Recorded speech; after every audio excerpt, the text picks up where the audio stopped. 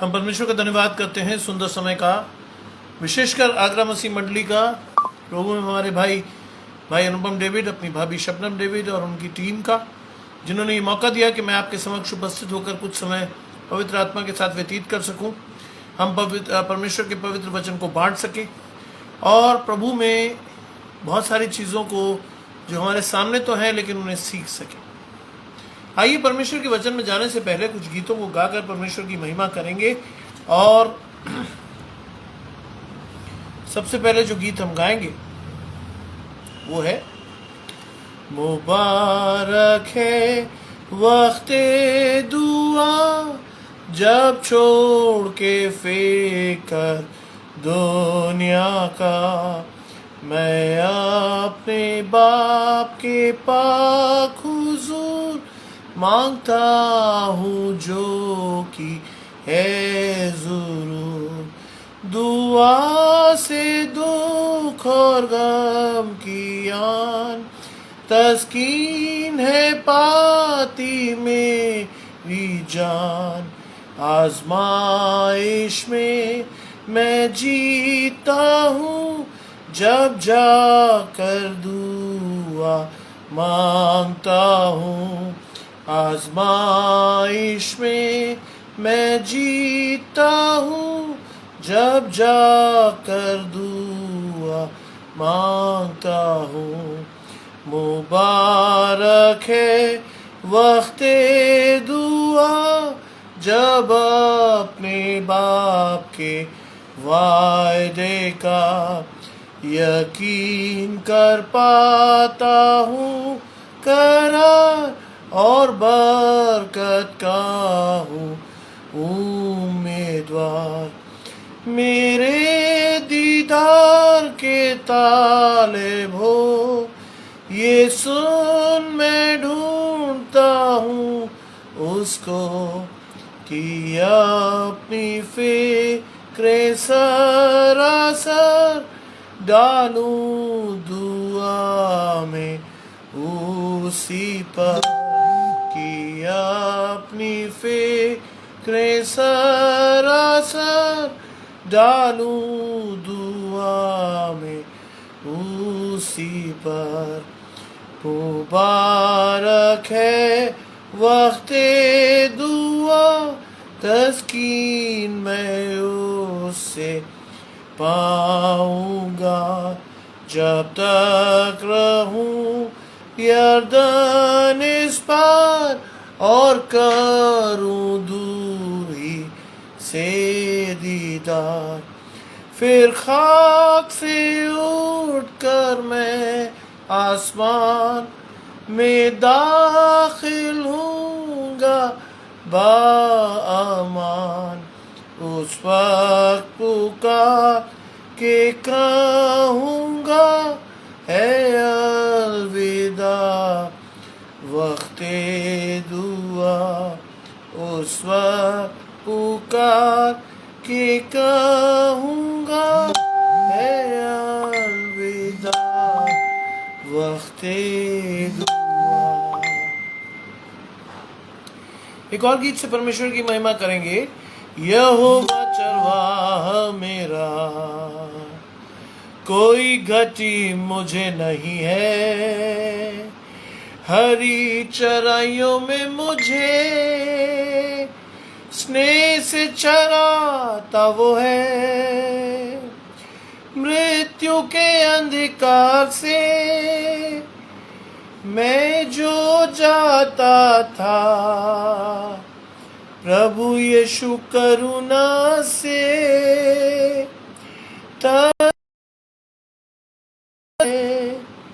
यहोवा चरवाहा मेरा कोई घटी मुझे नहीं है, हरी चराइयों में मुझे स्नेह से चराता वो है। सिर पर वो तेल मला है, अभिषेक मुझे किया है, दिल मेरा भर गया है और उमड़ भी रहा है। यहोवा चरवाह मेरा, कोई घटी मुझे नहीं है। हरी चराइयों में मुझे स्नेह से चराता वो है।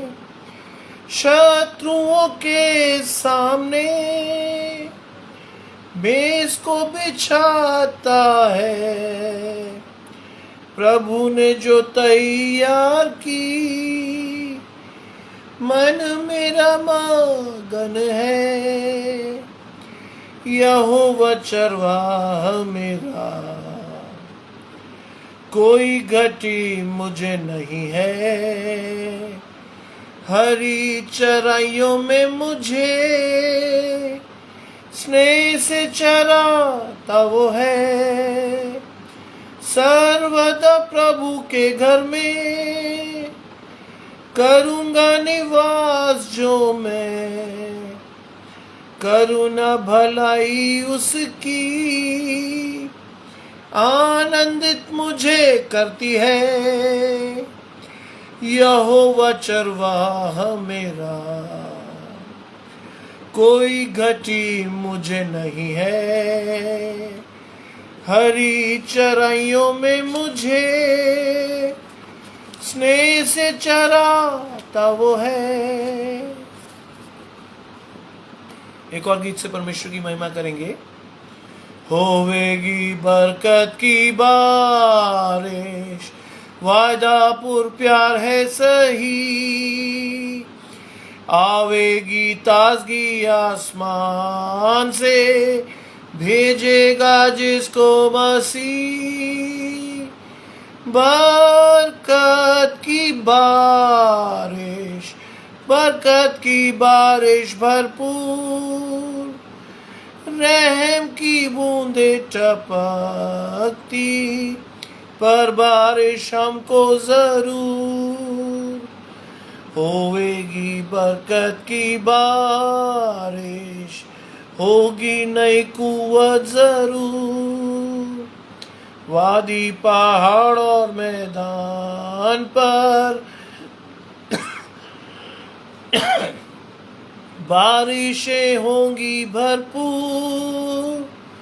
बरकत की बारिश, बरकत की बारिश भरपूर। रहम की बूंद तो टपकती, पर बारिश हमको जरूर। होवेगी बरकत की बारिश, काश भी पावे हम सब। यीशु तू ताजगी अब बख्श दे, वादे को पूरा कर। बरकत की बारिश, बरकत की बारिश भरपूर। रहम की बूंद तो टपकती, पर बारिश हमको जरूर। होवेगी बरकत की बारिश, भेजा भी उसे हाँ आप। मानते गुना जब हम अपने, दे बारिश यीशु आए रब। बरकत की बारिश, बरकत की बारिश भरपूर। रहम की बूंद तो टपकती, पर बारिश हमको जरूर। एक और गीत परमेश्वर की महिमा में गा रहे हैं। इत्मीनान खुदा का मिसले दरिया है, सारी मुश्किलात पर गालिब होता है। कामिल है पर तो भी बढ़ता जाता है, रोज बरोज वो गहरा होता जाता है। कुर्बते यहोवा बख्शती है आराम, ईमानदार के दिल को कामिल इत्मीनान। उसके हाथ के नीचे मिलती है पनाह। हमलों से शैतान के कामिल आराम का। कुल्फत और बेचैनी दिल से जाती है, और नजदीक घबराहट नहीं आती है। कुर्वते यहोवा बख्शती है आराम, ईमानदार के दिल को कामिल इत्मीनान। हर एक रंजो राहत ऊपर ही से है, चश्माए मोहब्बत उसका मंबा है। आपको उसे सौंपे, वो है मददगार, वो ही ईमानदार को देता है करार। कुर्वते यहोवा बख्शती है आराम, ईमानदार के दिल को कामिल इत्मीनान।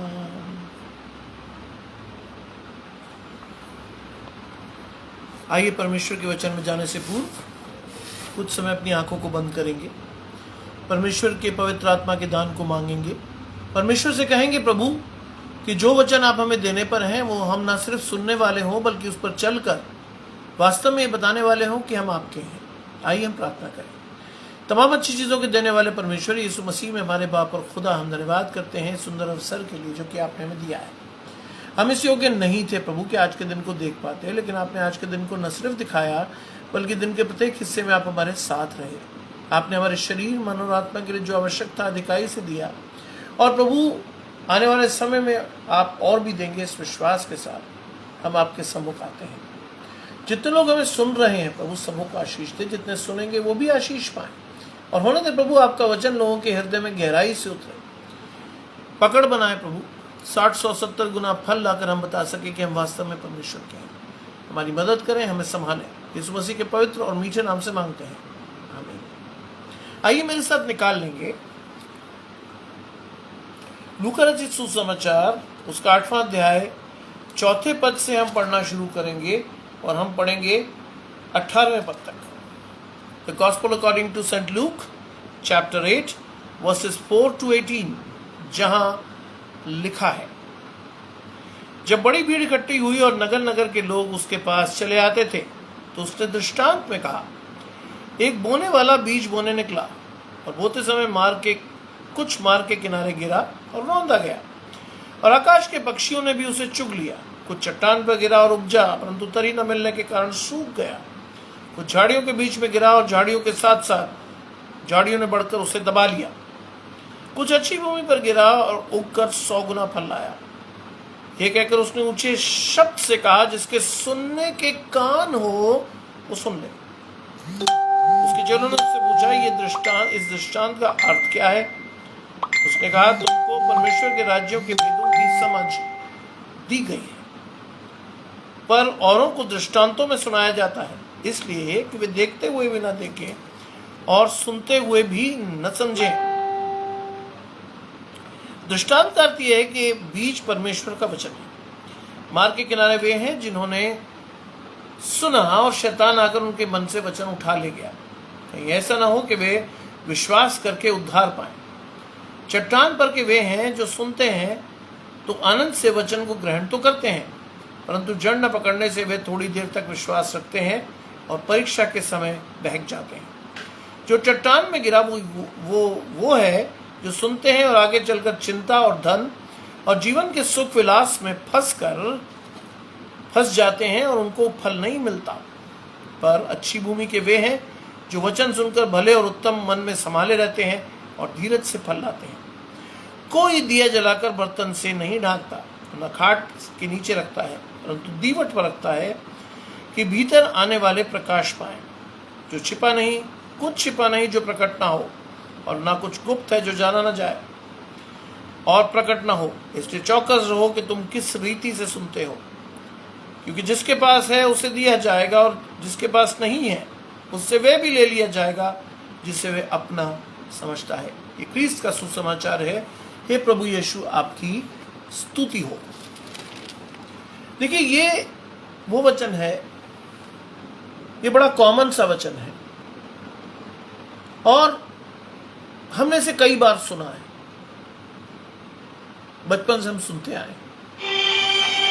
लेकिन जो चीज हमारे लिए इंपॉर्टेंट है वो है कि आज परमेश्वर हमसे क्या कहना चाहता है। इस वचन को जब आप पढ़ें या पढ़ रहे हैं या मेरे साथ पढ़ेंगे तो एक चीज जानिएगा कि परमेश्वर आपसे चाहता है कि आप वचन को किस प्रकार सुनते हैं, या वचन को सुनने वालों के प्रकार दिए गए हैं।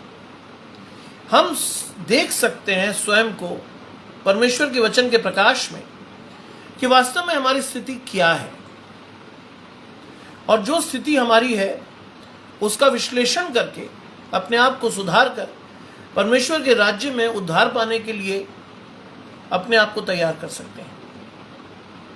क्योंकि दिन बुरे हैं। आज चारों तरफ हाहाकार है, भूखमरी, महंगाई, बेरोजगारी चरम पर है, और ऐसे समय में एक परमेश्वर का वचन ही है जो हमारा मार्गदर्शक हो सकता है। इसलिए परमेश्वर के वचन को कभी भी हल्के में ना लें, क्योंकि परमेश्वर का वचन हमारे लिए मार्ग के लिए दीपक और रास्ते के लिए उजाला है। अभी मैं बताऊंगा कि परमेश्वर आपसे क्या बात करना चाहता है, क्यों आपसे ऐसा कहता है। और चौथी आयत में हम पढ़ें तो वो लिखा है, एक बड़ी भीड़ इकट्ठी हुई और नगर नगर के लोग उसके पास चले आते थे।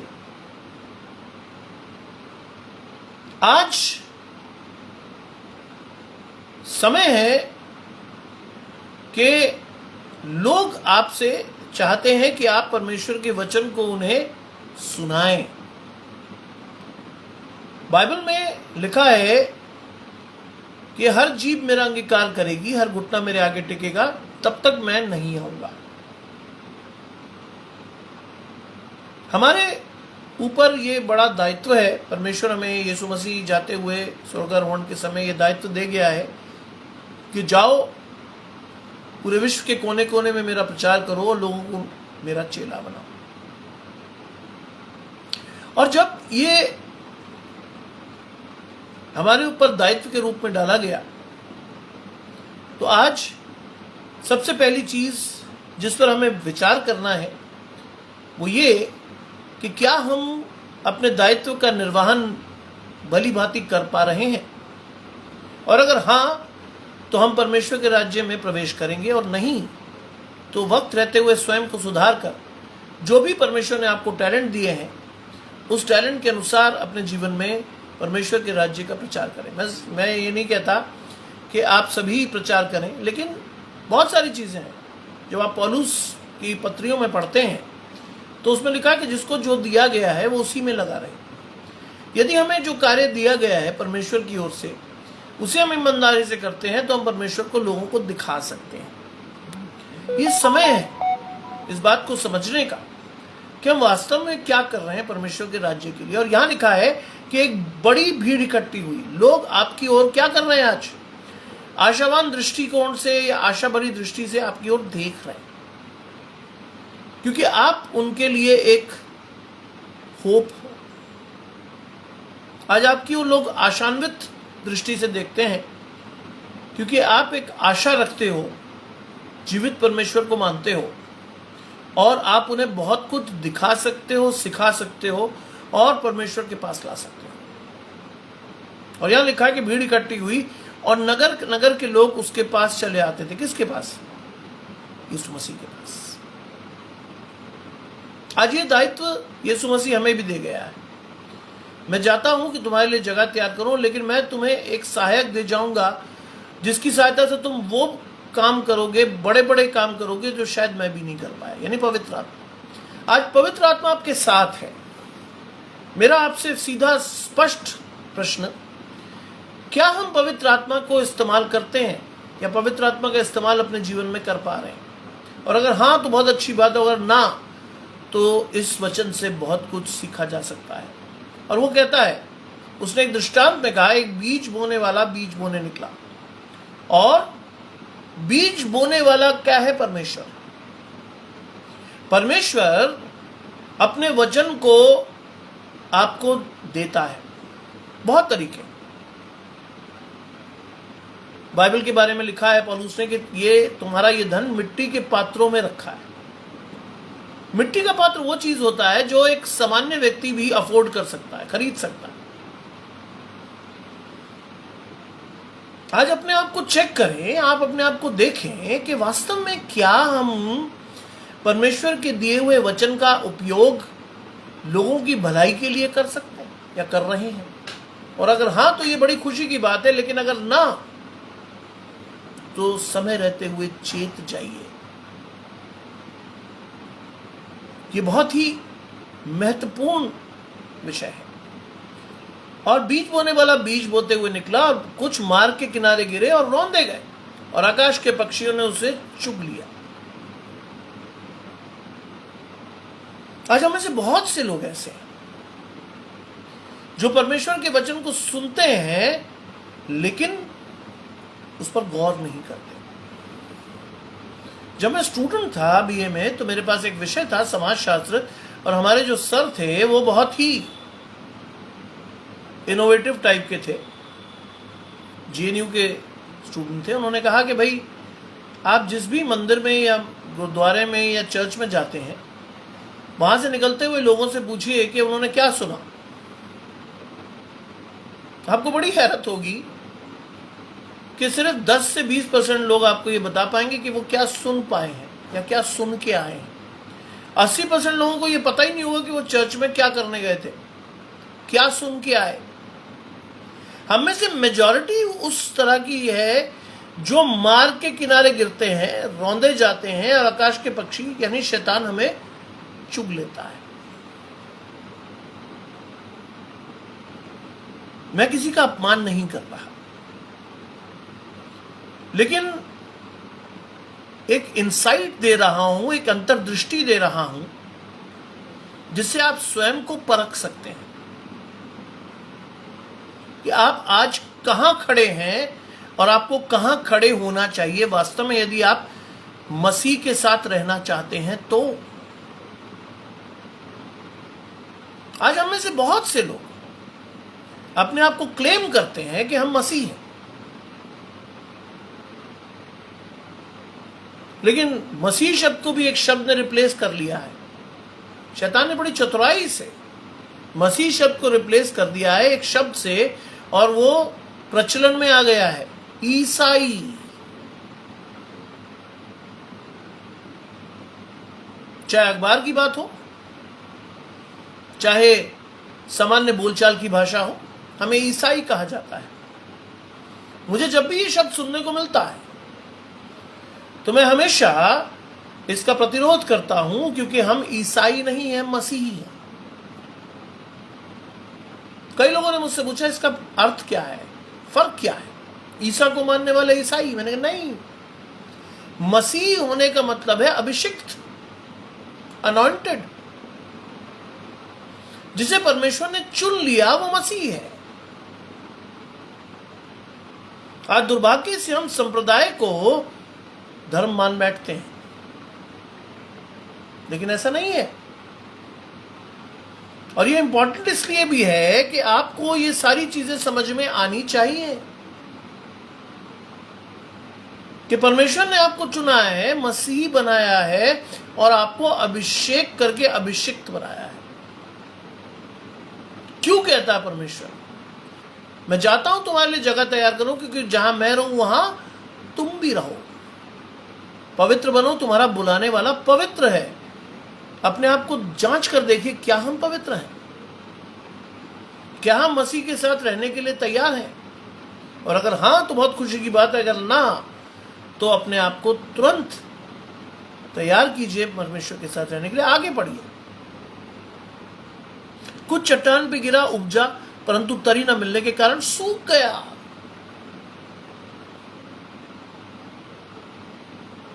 हमारा विश्वास। जब हम परमेश्वर को वचन को सुनते हैं, परमेश्वर के वचन को जब हमें ग्रहण करना होता है, तो सबसे बड़ी चीज जो हमारे जीवन में होनी चाहिए वो है परमेश्वर का विश्वास। और अगर ना हो तो क्या होता? फिर वही होता है जो परमेश्वर ने, यीशु मसीह ने आपसे कहा, चट्टान पर गिरा, उपजा, परंतु तरी न मिलने के कारण सूख गया। हमारा विश्वास कमजोर था और कमजोर विश्वास के कारण हम जड़ नहीं पकड़ पाए परमेश्वर में, और शैतान हमें अहेर कर ले गया और हमारा जीवन सूख गया। यहां मैं आपको एक चीज याद दिलाना चाहूंगा। यीशु मसीह ने कहा, सच्ची दाखलता मैं हूं, मेरा पिता किसान है, और जो डालियां मुझ में बनी रहती हैं वो फलती हैं, और नियत समय पर पिता उन्हें छांटता है ताकि वो और फले। लेकिन जो डाली मुझ में बनी नहीं रहती, उसका हश्र क्या होता है? वो सूख जाती है और आग में झोंकी जाती है। यहां शब्द आया है सूख गया। आज मुझे और आपको देखना है कि क्या हम परमेश्वर में बने हैं, हरे भरे हैं, या सूख गए हैं। हमें से बहुत सारे लोग क्रिश्चियनिटी को जब अपनाते हैं तो हमें लगता है कि बहुत ही शानदार जीवन हम जीने वाले हैं। हमें यह लगता है कि हम बहुत ही कमाल का जीवन जीने वाले हैं। बिल्कुल जिएंगे, लेकिन शैतान के अनुसार नहीं है। एक व्यक्ति मुझसे बहस कर रहे थे कि परमेश्वर ने कहा कि मैं कोई भी भली वस्तु तुझसे छुपा नहीं रखूंगा। बहुत अच्छी बात, आपकी शंका बताइए। तो कहने लगे, साहब अब ये हमारे हिसाब से तो नहीं हुआ। तो मैंने उन्हें समझाया कि परमेश्वर अपने हिसाब से चीजें देगा आपको।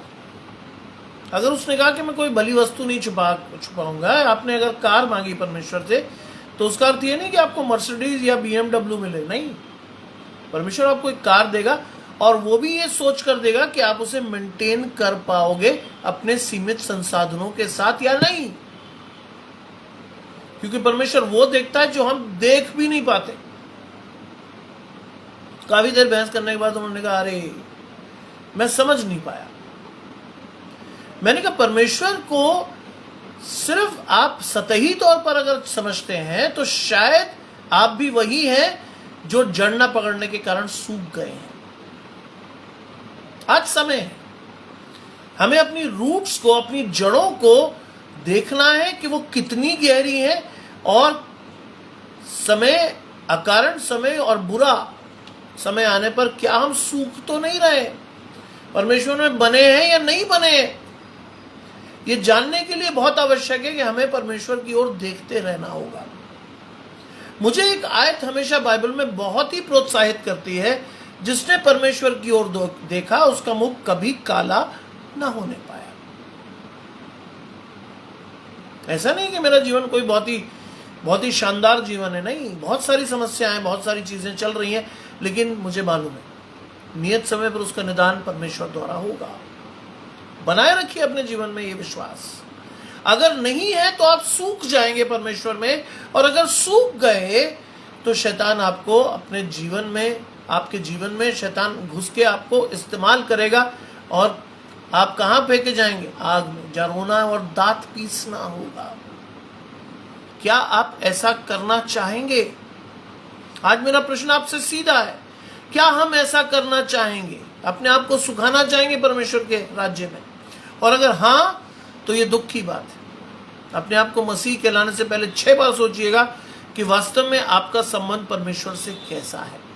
आज परमेश्वर के उस संबंध को वचन के द्वारा बताने का प्रयास किया जा रहा है, एक बीज बोने के दृष्टांत से। आगे कुछ झाड़ियों के बीच में गिरा और झाड़ियों के साथ साथ बढ़कर उसे दबा लिया गया। अब हम में से मेजॉरिटी ये है, कुछ झाड़ियों में गिरा। हमारे जीवन में शैतान इतने झंझावात, इतनी उलझने, इतनी परेशानियां, इतनी दिक्कतें डाल देता है कि हम परमेश्वर के वचन की तरफ ध्यान दे ही नहीं पाते। और इसीलिए यीशु मसीह ने कहा झाड़ियां, झाड़ी नहीं लिखा, लिखा झाड़ियां। बहुत सारी समस्याएं शैतान हमारे सामने लगा देता है, हम उसी में उलझे रहते हैं, परमेश्वर के वचन की तरफ हमारा ध्यान जाता ही नहीं। और यही शैतान चाहता है। हम में से बहुत सारे लोग परेशान होते हैं, सब नौकरी नहीं है, कैसे आएगी, बच्चे का विवाह नहीं हो पा रहा, कैसे होगा, या उसके घर में टीवी है तो बहुत बड़ा है, मेरे पास क्यों नहीं है। आज संसारिक अभिलाषाएं आपको परमेश्वर से दूर कर रही हैं। क्यों? क्योंकि शैतान चाहता है कि आप परमेश्वर के खत्ते से बाहर हो। बाइबल में लिखा है, शैतान फाड़ खाने वाले सी की नाई घूमता है कि जिसे पकड़कर अहेर ले। आज आपको और मुझे इस बात की समझ होनी चाहिए कि वास्तव में क्या हम शैतान के पास तो नहीं जा रहे। शैतान भी बहुत ही ज्यादा लर्नेड व्यक्ति है जो बाइबल को बहुत अच्छी तरह से जानता है, और वो उसे ट्विस्ट करके आपके जीवन में इस तरह से उतारता है कि आपको पता ही ना चले कि आप वास्तव में शैतान के चुंगल में आ गए। अरे मैं और आप क्या, उसने यीशु मसीह को भी मंदिर के कंगूरे पे ले जाकर उसे परखा। अरे आप यहां से समझ लीजिए कि यीशु मसीह को भी नहीं छोड़ा उसने। एक मनुष्य के रूप में वो था, तो उसने कहा परख लूं, क्या पता ये मेरे झांसे में आ ही जाए। लेकिन लास्ट में यीशु मसीह ने कहा, हे शैतान मेरे सामने से दूर हो। आज मुझे और आपको इतनी हिम्मत है कि हम शैतान से सीधे सीधे कह सकें, हे शैतान मेरे सामने से दूर हो। नहीं हो पाते। आज बहुत सी चीजें हमें बहुत प्रिय हैं, हमारे सीरियल्स, हमारा इंटरनेट, हमारी चार तरह की चीजें। हम फेसबुक पे भी हैं, इंस्टाग्राम पे भी हैं, इस पे भी हैं, उस पे भी हैं, जहां में, और हमें इतना समय नहीं मिलता कि हम 4, 5, 10, 20 मिनट बाइबल को पढ़ लें। शैतान वो समय आपसे चुरा लेता है। क्या बाइबल की तरफ ना जाए, कभी ना जाए। गए तो आप तुम सत्य को जानोगे और सत्य तुम्हें स्वतंत्र करेगा। शैतान कभी नहीं चाहेगा आपसे कि आप सत्य को जानो और सत्य आपको स्वतंत्र कर दे ना। वो आपको झाड़ियों में उलझा देता है, जिससे कि आप जीवन में कभी भी सही ट्रैक पर ना जाओ, कभी नहीं। आज ये बात आपको और मुझे समझने की है तो बड़ी कठिन बात, दिखने में बहुत सरल लगती है, लेकिन आज अगर आप वास्तव में चाहते हैं कि आप मसीह के रहें या होकर रहें, तो आपको भी उतनी ही मेहनत करनी चाहिए जितनी यीशु मसीह ने आपके लिए की। आमोस की किताब पढ़े हैं तो उसमें लिखा है कि एक समय आएगा कि जब वचन उठा लिया जाएगा।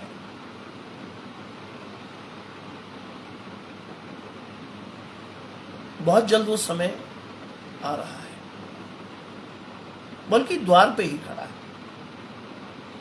आज शैतान ने हमें इतने गैजेट्स देकर हमें भरमा दिया है कि शायद हम मसीह के वचन की तरफ जाते ही नहीं।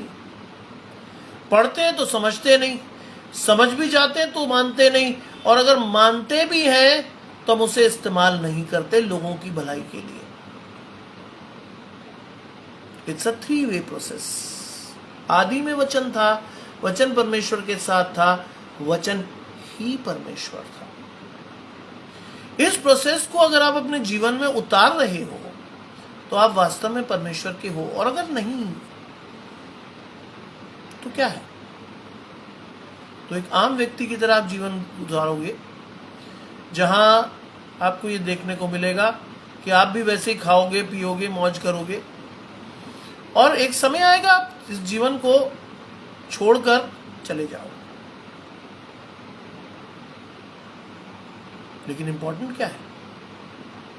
इंपॉर्टेंट है अपने आप को जांचते रहना।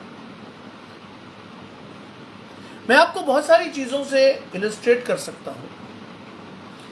जब मैं स्टूडेंट था तो एक चीज़ ने मुझे बहुत प्रेरित किया, और वो बाइबल का एक वचन था, परख कर देखो यहोवा कैसा वाला। मैंने कहा वेरी गुड, ये तो परमेश्वर खुद ही कह रहा है कि परख कर देखो। लगभग मैं एक टेम्पररी नौकरी पे था, टेम्पररी लेक्चरर था डिग्री कॉलेज में। मेरे माता पिता को चिंता सताई कि उन्होंने मेरा विवाह कर दें, लेकिन मुझे एक वचन बहुत अच्छा लगता था, तुम सत्य को जानोगे और सत्य तुम्हें स्वतंत्र करेगा। मुझे नहीं मालूम, तो मुझे सेंट जॉन्स ही आना है, और सेंट जॉन्स की ये टैग लाइन है। खैर, जहां भी बात चलती, उन दिनों मोबाइल फोन नहीं होते थे, तो फोन घर जरूर आता। मेरे पिताजी उन दिनों पोस्टेड थे दिल्ली में, उसके बाद पंजाब में, और फोन जब भी आता तो दुर्भाग्य होता कि मैं ही उठाता। लोग कहते साहब वो डीआईजी साहब से बात हुई है, ये वो फलाना, और मैंने कहा साहब आप जिससे बात कर रहे हैं उसी का विवाह होना है, लेकिन आप एक बात जान लें कि मेरी नौकरी टेम्पररी है, आपकी शादी डीआईजी साहब से नहीं होनी है, आपकी शादी मुझसे होनी है। तो मैंने उनसे कहा कि भाई देख लीजिए, आपकी बेटी के साथ आप जुआ खेल रहे हैं, अगर मेरी नौकरी पक्की लगी तो ठीक, नहीं लगी तो ठीक।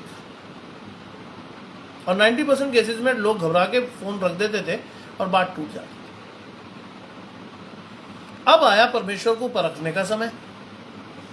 मैंने कहा वाह, परमेश्वर ने लिखा बाइबल में परखो।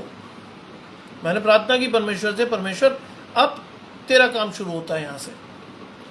मैं 72 घंटे में इंतजार करूंगा कि कोई सामने से आकर मुझे रिश्ता दे, और रिश्ता सामने से जब आएगा तो उसे सब कुछ मालूम होगा, और उसके बाद अगर आपकी इच्छा हो तो मेरा विवाह होगा, और अगर नहीं 72 घंटे में कुछ होता है ऐसा तो मैं विवाह नहीं करूंगा। मैंने बड़े विश्वास से इस चीज को मांगा था। यकीन कीजिए 4 घंटे में ही सारी प्रक्रियाएं पूरी हो गई। 72 घंटा बहुत लंबा होता है। और आज जो मेरी पत्नी है वो परमेश्वर की सबसे बड़ी देन है मुझे। परख कर देखो यहोवा कैसा भला है। आज आपको ये चीज समझनी चाहिए, आज आपको ये चीज बहुत अच्छी तरह जाननी चाहिए कि हम वास्तव में क्या हैं, क्यों हैं, और क्या परमेश्वर की नजर में कर रहे हैं। और वो कहता है कि झाड़ियों के साथ साथ बढ़कर उसे दबा लिया। आज हमारी स्थिति यही है, हमें से मेजॉरिटी की स्थिति यह है कि शैतान हमें इस हद तक दबा देता है कि परमेश्वर का वचन हमारे जीवन में कार्य नहीं कर पाता, हम कर ही नहीं पाते, कोई भी कारण। शैतान ऐसी परिस्थितियां उत्पन्न करता है कि जीवन में ये सब चीजें हमारे लिए संभव नहीं होती। लेकिन अंतिम चीज जो लिखी है, कुछ अच्छी भूमि पर गिरा और उगकर 100 गुना फल लाया। आज हमें ये बनना है। परमेश्वर के वचन को हम कैसे ग्रहण करते हैं ये परमेश्वर ने दिखाया, और परमेश्वर ने ये बताया कि उगकर 100 गुना फल लाया। आज आप अपने टैलेंट्स को, अपने टाइम को, अपने ट्रेजर को परमेश्वर के लिए जितनी अच्छी तरह से यूज करोगे, परमेश्वर उतनी आशीषें आपको देगा। आपको पता होना चाहिए परमेश्वर ने आपके लिए बहुत कुछ कर दिया। परमेश्वर ने अपने प्राण दे दिए, परमेश्वर ने अपने बेटे को भी न रख छोड़ा, उसको भी उसने एक मनुष्य के रूप में आपके सामने खड़ा कर दिया, और सब कुछ करने के बाद परमेश्वर ने आपको खरीद लिया अपने लहू से। लेकिन मैंने और आपने परमेश्वर के उस बलिदान को किस रूप में देखा? क्या हल्के रूप में? और अगर हल्के रूप में देखा तो वास्तव में हम परमेश्वर के राज्य में ग्रहण योग्य नहीं है। हमारे लिए अगर बाइबल बहुत हल्की किताब है तो ये मेरा दुर्भाग्य है, या हमारा दुर्भाग्य है कि हम अपने आप को मसीह कहते हैं। नहीं कहना चाहिए।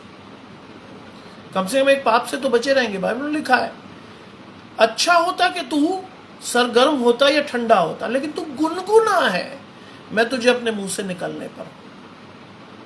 आज अपने आप को चेक करते रहिए बार बार, क्योंकि परमेश्वर ने आपको बुद्धि दी है, ज्ञान दिया है, समझ दी है। अगर आपको परमेश्वर ने ये सब दिया ना होता तो परमेश्वर कहता कि तुम मेरे राज्य में अपने आप आ जाओ, नहीं, परमेश्वर ने कहा तुम खुद से चुनो कि तुम किस ओर जाओगे। ये चुनाव परमेश्वर ने आपके और मेरे सामने खुलकर रखा है। अब ये आपकी और मेरी इच्छा है कि हम उस चुनाव का क्या प्रतिफल लाते हैं। हम शैतान की तरफ जाते हैं या हम परमेश्वर की तरफ जाते हैं। ये कहकर उसने बड़े ऊंचे शब्द से कहा, जिसके सुनने के कान हो वो सुन ले। आज वास्तव में हम कहते हैं साहब हमारे कान तो खुले, क्यों नहीं हमें सुनाई तो दे रहा हमें, क्यों कह रहा परमेश्वर जिसके सुनने के कान हो सुन ले। जब तक आप परमेश्वर के पवित्र आत्मा के दान को अपने जीवन में नहीं उतारोगे तब तक परमेश्वर की बातें आपकी समझ में नहीं आएंगी। क्यों लिखा है खतों में कि मैं तुम्हारे अंदर बसूंगा, चलूंगा, फिरूंगा और अपने काम करूंगा। तुम परमेश्वर की मंदिर हो, है ना। जब तक परमेश्वर आपके जीवन में कार्य नहीं करेगा तो आपको परमेश्वर सुनाई भी नहीं देगा। आपके लिए सिर्फ एक नॉर्मल प्रचार है जिसे आपने सुना और सुनने के बाद आप भूल गए कि क्या कह रहा था मैं। बाइबल लिखा है तुम्हारी स्थिति वैसी है जिसने अपना मुंह स्वाभाविक दर्पण में देखा और भूल गया कि मैं कैसा था। आज हमारी स्थिति वही है, हम भूल जाते हैं हम क्या हैं और किस उद्देश्य के लिए परमेश्वर ने हमें चुना है। हम उसी चक्करों में लगे रहते हैं, इसकी गाड़ी बड़ी, उसका टीवी बड़ा, उसका मकान बड़ा, हाय मुझे क्यों नहीं। बाइबल में लिखा तुम इन सब बातों की चिंता क्यों करते हो, तुम्हारा पिता जानता तुम्हें इनकी आवश्यकता है। मैं धन्यवाद करता हूं अपने पूर्वजों का जिनकी बिगनिंग बहुत हम्बल थी, जो गैर धर्मों से आकर परमेश्वर के साथ जुड़े, बहुत कष्ट उठाया, बहुत दुख सहा, बहुत अच्छे अच्छे परिवारों से थे। लोगों ने डिसोन कर दिया कि ना ना तुमने मसीहत चुनी, छोड़ते हैं हम तुम्हें, लेकिन उसके बाद भी परमेश्वर को पकड़े रहे। क्यों? क्योंकि उन्होंने सच्चाई को जान लिया था, उनके सुनने के कान खुले थे इसलिए। और आज परमेश्वर ने इतनी आशीषें दी हैं उनकी जनरेशन को कि मैं ये कहूंगा कि मेरे कई भाई बहन तो परमेश्वर ने इतने ज्यादा नवाज दिए हैं जिनकी गिनती नहीं। ये परमेश्वर की आशीष है, क्योंकि बाइबल कहती है जब मैं तुम्हें देता हूं तो उसमें दुख मिलाकर नहीं देता। जो तुम कमाते हो, जिसके लिए प्रयास करते हो, तुम दुख भरी रोटी खाते हो परिश्रम करके, परमेश्वर कहता है कि नहीं, मुझसे मांगो और देखो मैं तुम्हें देता हूं कि नहीं। एक आयत मुझे पुराने नियम की बहुत ज्यादा प्रेरित करती है और वो लिखा है कि मेरे हाथ छोटे नहीं हो गए कि मैं दे ना सकूं और मेरे कान बहरे नहीं हो गए कि मैं तुम्हें सुन ना सकूं। आज प्रश्न है, सवाल ये है कि क्या आप परमेश्वर को पुकारते हैं या हमारा विश्वास या भरोसा किसी बड़े आदमी पर टिका है, परमेश्वर पर नहीं। हम में से बहुत सारे लोग तो डाउटफुल है, क्या पता परमेश्वर करेगा नहीं करेगा, होगा या नहीं होगा, है कर भी पाएगा या नहीं कर पाएगा। बाइबल में लिखा, याकूब की पत्री कहती कि ना, अगर तू संदेह करता है तो ये ना समझ तुझे प्रभु से कुछ मिलेगा, तू दुचता है और अपनी सारी बातों में चंचल है। आज हमें समझना है, ये बहुत ही प्रैक्टिकल वचन है जिस पर मैं आपसे बात कर रहा हूं। आपको ये चीज इसलिए जाननी है क्योंकि ये आपके जीवन से सीधी जुड़ी है। आज सौभाग्य से कहिए, दुर्भाग्य से कहिए कि मैं इग्नू के कोऑर्डिनेटर के पद पे हूं और जो हमारे कोऑर्डिनेटर साहब हैं उनको हार्ट की प्रॉब्लम हुई और वो इस समय केरला में। पीछे जो जिम्मेदारी मुझे दी गई है उसे मैं संभाल रहा हूं, ये भी परमेश्वर की ओर से। मुझे खुशी मिलती है कि परमेश्वर जिसे चाहता उसे ही देता है, हर आदमी को नहीं देता। प्रभु को ये भाया कि एक कोऑर्डिनेटर की जिम्मेदारी मैं संभालूं जिसमें बहुत सारी परेशानियां, बहुत सारी उलझनें हैं, लेकिन फिर भी परमेश्वर के लिए धन्यवाद। आज आपको अपना महत्व समझना है। हमें से बहुत सारे लोग तो अपना महत्व समझ ही नहीं पाते। बीइंग अ क्रिश्चियन हम बड़े दीनहीन दुखी मनुष्य होते हैं। हमें लगता ही नहीं कि परमेश्वर आपका साथ कभी देगा। हम कहते हैं अब मेरा क्या होगा, मैं तो जीना कुछ करता हूं, ना ये है ना वो है। अरे प्रभु की ओर देखो। जिसने परमेश्वर की ओर देखा उसका मुंह कभी काला नहीं हुआ। मैं धन्यवाद करता हूं कि परमेश्वर ने इतने आशान्वित वचन हमें दिए हैं कि अगर हम उस पर चलें तो जीवन में बहुत कुछ पा सकते हैं। मेरे पिता ने मुझे, जब मैं छोटा था, तो मुझे एक आयत से प्रोत्साहित किया। उन्होंने कहा सुबह उठो, पैर जमीन पे मत रखो कभी भी। कहो परमेश्वर रात गई, रात में तूने बहुत आशीष दी, संभाले रखा, हर खतरे खौफ से बचाया, लेकिन दिन शुरू हुआ। उस समय हम परमेश्वर से कहें प्रभु इस समय तू चार्ज ले ले मेरे जीवन का, और दिन में जो भी समस्याएं, जो भी चीजें आए, सबसे पहले वो तेरे पास आए, फिर उससे छन कर मेरे पास आए। लेकिन जानिए आपको कभी कोई परेशानी होगी नहीं, कि प्रभु आपकी परेशानियों को में आपकी सामर्थ को इतना बढ़ा देगा कि आपको पता ही नहीं चलेगा कि परेशानी है या नहीं है। लगभग 3.5 वर्ष मेरे पिताजी बीमार रहे। हर दूसरे तीसरे दिन उनका डायलिसिस होता था, वीक हो जाते थे, परेशान रहते थे। लेकिन प्रभु ने उस समय भी मुझे इतनी ताकत दी कि मैं अपने पिता को अकेले उठाकर हॉस्पिटल ले जाता था। वो तुम्हारी सामर्थ को इतना बढ़ा देगा कि चीजें तुम्हारे सामने होंगी, लेकिन प्रभु के सामर्थ से तुम उसे झेल जाओगे। जिसके कान हो वो सुन ले। और आगे क्या कहा? अब हमारा विश्वास के परखे जाने की बात आती है। उसके चेलों ने उससे कहा कि तू इस दृष्टांत का अर्थ क्या है? आज भी हम अर्थ ही पूछ रहे हैं परमेश्वर से, प्रभु क्या कहा तूने? क्यों ऐसा करते हैं हम? क्योंकि हम अपने आप को मसीह कहते तो हैं, लेकिन पवित्र आत्मा से कोसों दूर हैं। इसलिए हमें कुछ समझ आ नहीं रहा होता। हम परमेश्वर से पूछ रहे होते हैं, प्रभु क्या कहा आपने? और ये चेलों ने पूछा जो परमेश्वर के साथ रहते थे। यूहन्ना में लिखा है कि प्रभु को हमें दिखा दे, हमारे लिए इतना ही बहुत है। उसने कहा मैं तुम्हारे साथ इतने दिनों से हूं, जिसने मुझे देखा उसने प्रभु को भी देख लिया है ना? हम परमेश्वर के साथ चल रहे हैं, सब कुछ सही है, लेकिन फिर भी हमारी स्थिति क्या है? हम परमेश्वर से पूछ रहे थे प्रभु क्या कहा तूने, हमें समझ नहीं आया। दैट मीन पवित्र आत्मा माइनस है हमारे जीवन से। हमें कुछ समझ नहीं आ रहा। हम बड़े खुशी खुशी हर चीज को मान तो रहे हैं, लेकिन जड़ नहीं पकड़ रहे उसमें। क्या लिखा है? जो जड़ नहीं पकड़ता वो क्या होता है? वो सूख जाता है। आज आपको और मुझे इस बात को विचार करना है कि हम सूख तो नहीं गए परमेश्वर में। पता नहीं चलेगा आपको, शैतान पता नहीं लगने देगा कि आप सूख गए या नहीं सूखे, लेकिन आप खुशी खुशी अपने जीवन को चलाते रहोगे और शैतान आपको खुशी खुशी जीवन में आगे बढ़ाता रहेगा। इंट्रोस्पेक्ट करके देखिए, अंतर्दृष्टि में देखिए हम कहां खड़े हैं इसमें। और वो कहता है कि तुम्हें परमेश्वर की राज्यों के भेदों की समझ दी गई। कब? जब पवित्र आत्मा तुम्हारे साथ हो, तब तुम समझ सकते हो। जब मैं छोटा था मेरे पिता ने मुझे कहा जब बाइबल को पढ़ो तो हमेशा कहो प्रभु जो मैं पढ़ने पर हूं मुझे समझ नहीं आएगा, लेकिन अपने पवित्र आत्मा का दान दे जिससे मैं समझ सकूं मैं क्या पढ़ूंगा। पवित्र आत्मा से बढ़िया सिखाने वाला और कोई नहीं है, कोई नहीं, ना कोई पास्टर, ना कोई प्रीचर, कोई भी नहीं। एक बार उस दान को मांग कर तो देखिए। हम मांगते नहीं।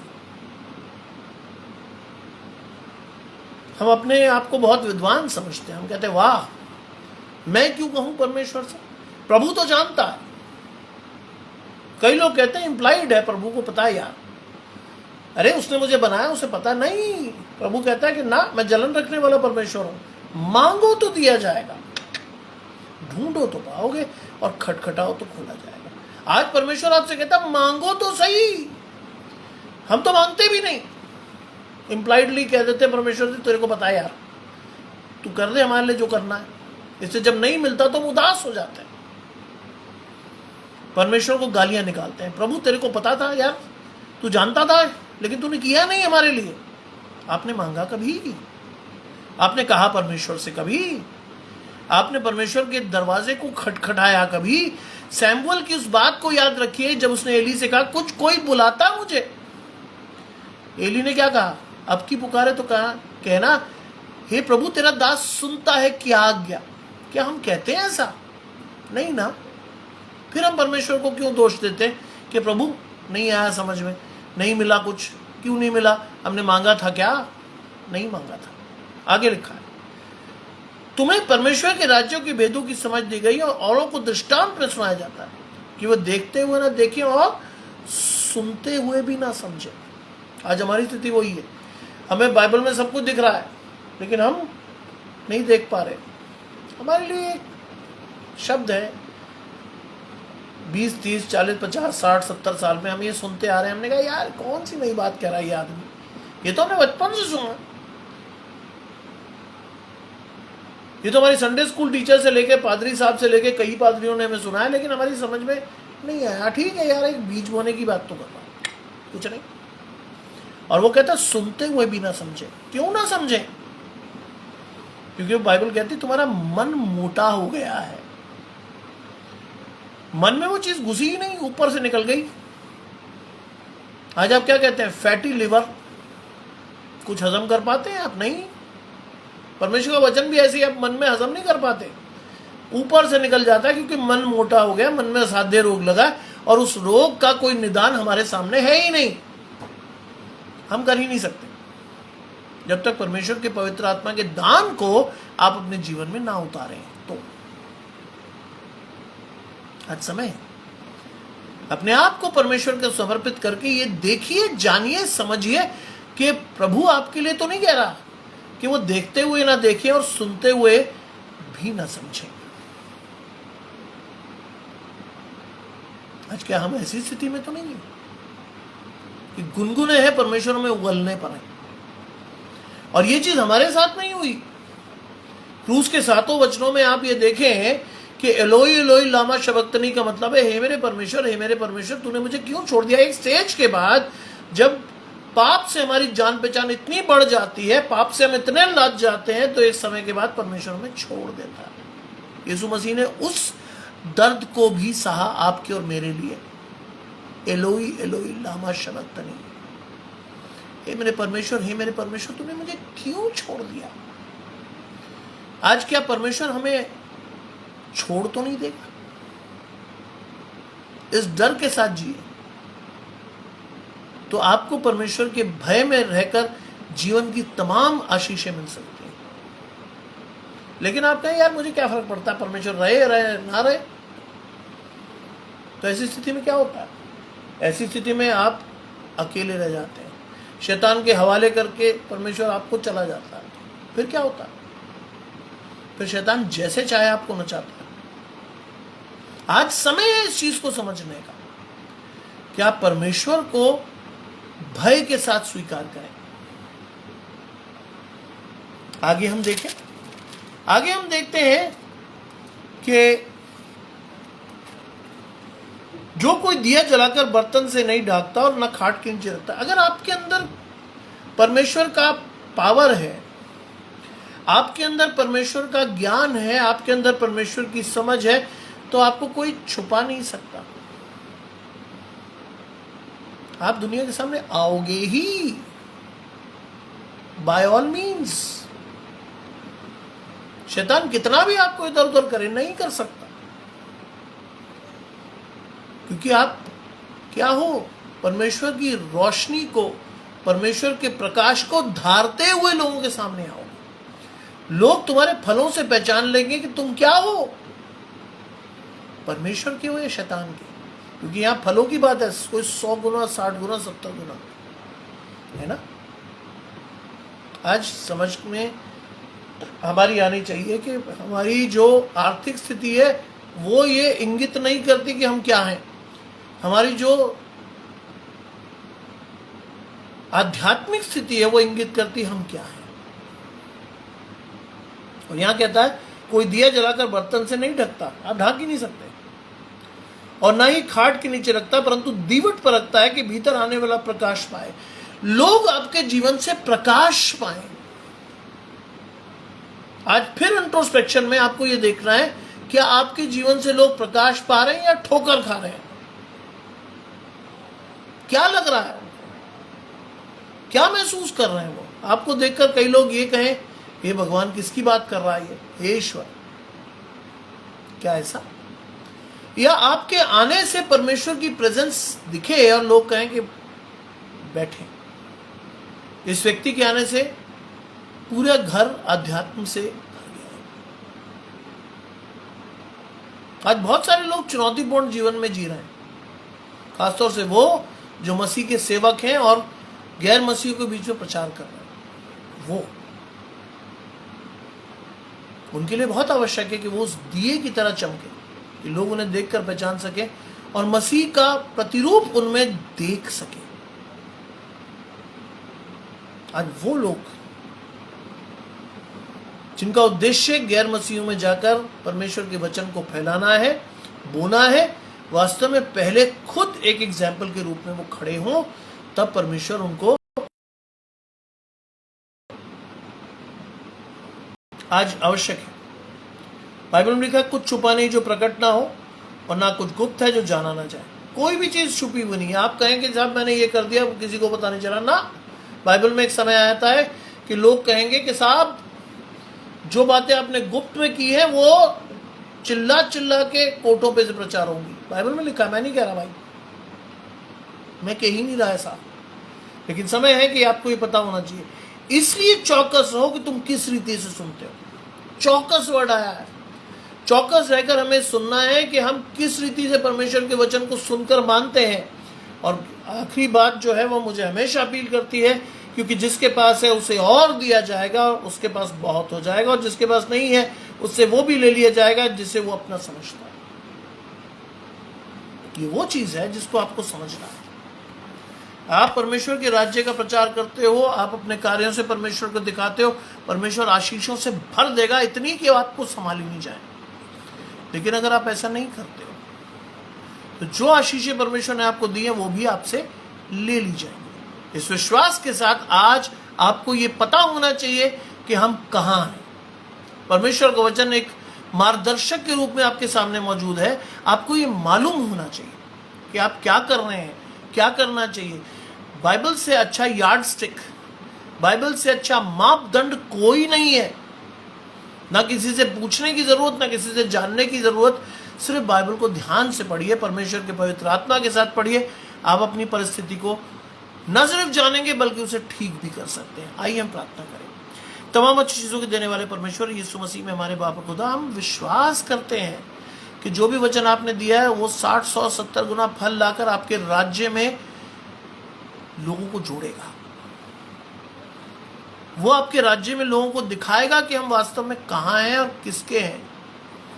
वो बताएगा कि प्रभु हमें किस तरह से अपने जीवन को जीकर आगे बढ़ना है। ये सारी चीजें मैं सौंप देता हूं आपके प्रिय पुत्र यीशु मसीह के नाम पे। सुने और ग्रहण करें। आमीन। आप सबको मेरे और मेरे परिवार की ओर से जय मसीह की।